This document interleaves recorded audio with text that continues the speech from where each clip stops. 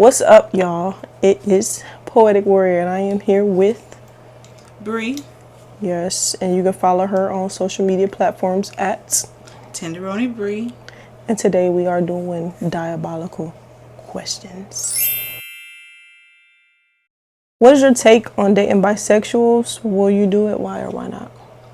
I personally would not date bisexuals simply because for me a big thing is hygiene, but also it's just gonna make me feel like, am I ever gonna be enough? Like, are you gonna always crave the opposite sex? Am I never gonna fulfill all your desires and satisfy you in every way? And also just like, if you're bisexual, I mean, more than like, I wouldn't date a bisexual. Yeah, same here. It's not for me. I just can't do it because it's like, if I like chicken and hamburgers, right, and I choose chicken for life, eventually I'm gonna want a hamburger. You feel me? Right. Yeah, I just can't. It ain't for me. It ain't for me. Yeah. Then I don't want to be dipping. You dipping and dabbing in the different juices and stuff. I just don't want. Different juices go crazy. Yeah. Yeah, make sure all that is healthy and right. Yeah, I don't want all that. I don't want all that. So yeah. Okay. All right. Your question. My question is, who comes first? Your spouse or your parent? I would say my spouse. My spouse would definitely come first. What you mean, why? Because when you, and I don't want to get to the biblical stuff because I'm not religious at all, but it's just like, when you choose a partner for life, it has to be you and that partner, right? Like, you gotta let your mama go. Like, I love my mama to death, but it's just like, you gotta put your partner over your parents at a certain point, right? Right. Yeah. I feel that. How you feel? I mean, me personally, of course, I love my mama. If it came to like the passenger seat, I would have my mama and sitting in the front seat. My spouse is going to be sitting in the back seat. But at the end of the day, like, I'm going home with my spouse. They should know where my heart is for them. They should understand like the love I have for my mom. And like, she is like my everything. She helped bring me up.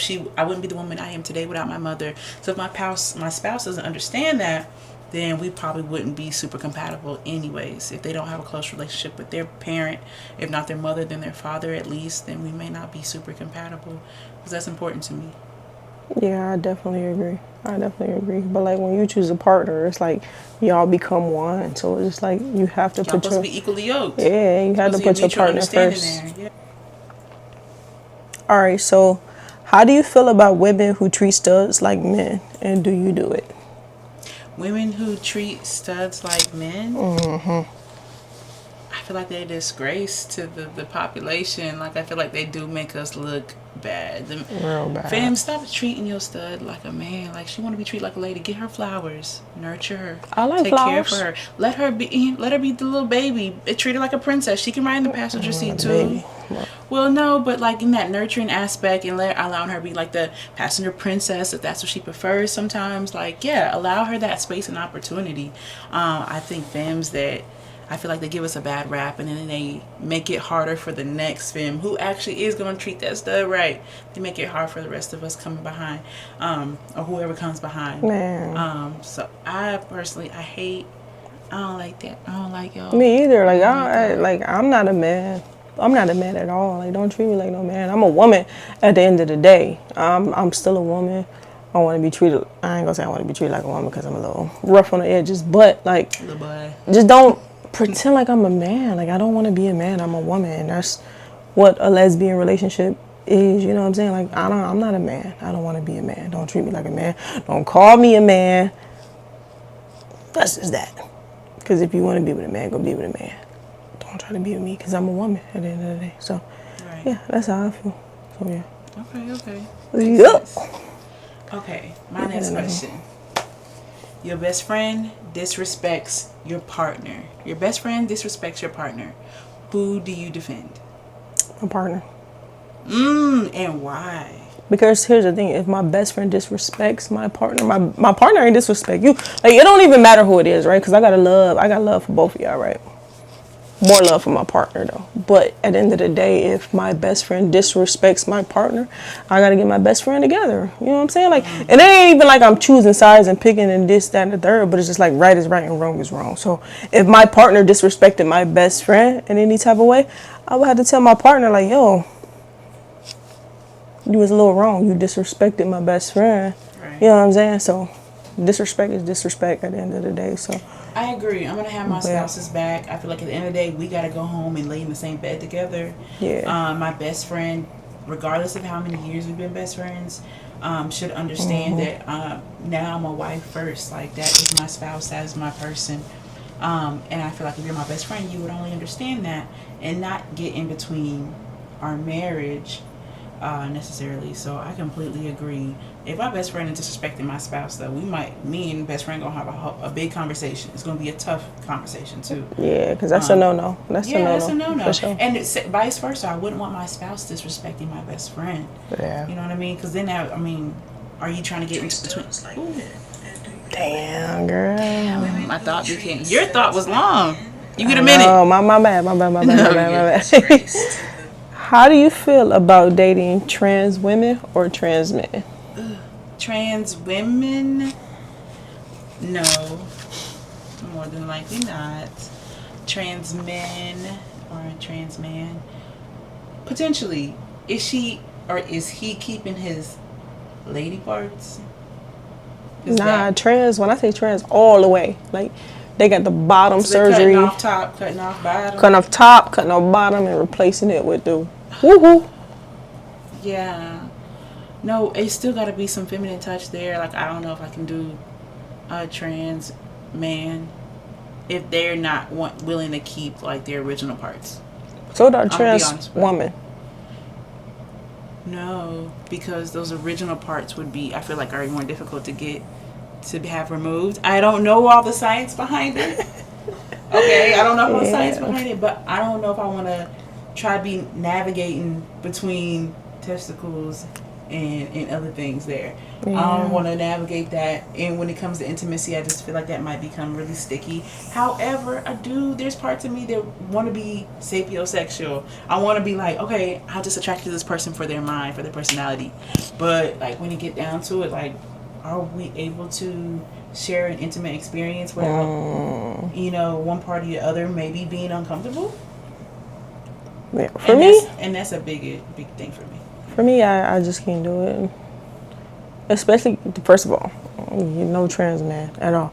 But even trans women, is just like, I don't want to sound a certain way, but it's just like, women are naturally a certain way. You feel me? Like, they're naturally nurturing, loving. You know, like, it's just a different feeling. So if it's a man that's transitioning into a woman, you really don't get, like, the emotional experience behind it. I don't know. I can't speak for like everybody, but it's just like women are just naturally nurturers, right? And I love that about women. So it's just like if it's a man transitioning into a woman, like you got the lady parts, but emotionally, are you really, you know what I'm saying, there as a woman? So I don't know. And even then, I was just like me mentally knowing that you used to be a man, I just can't do it.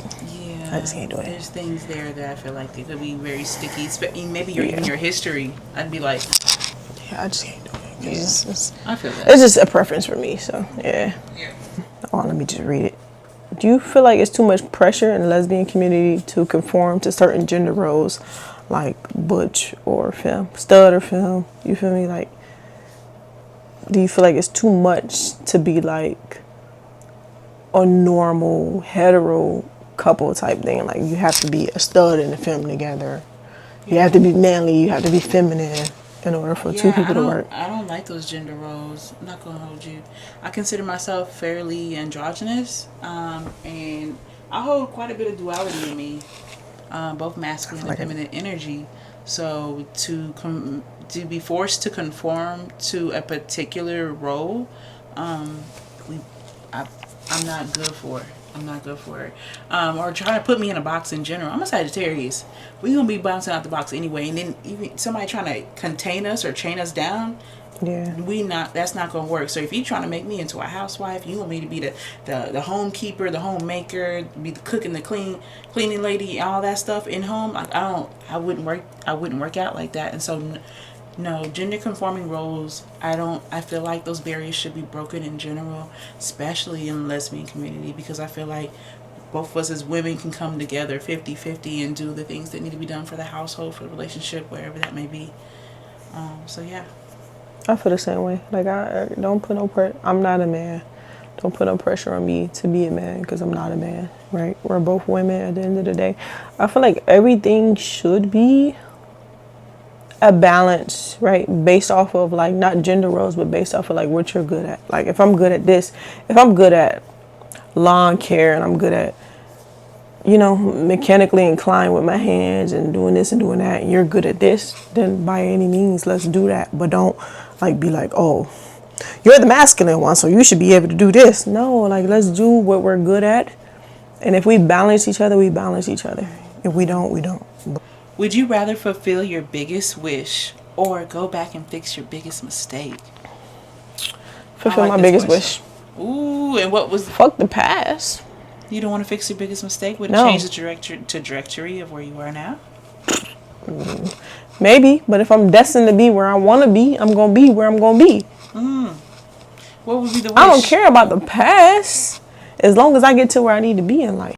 And I want my family to be healthy and wealthy in life. So if I can, like, my biggest, you know what? My biggest dream is to, like, own a compound where, like, I could put, like, 10 mansions on one compound and my family can live there. Yeah, that's my biggest. Little mansion. I love that. Yeah, that's my biggest dream. Yeah, that's my biggest dream. So, yes. What about you?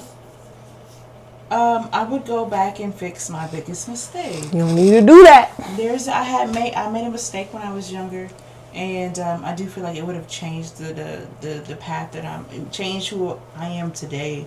Mind you, was like, you know, kind of a crime.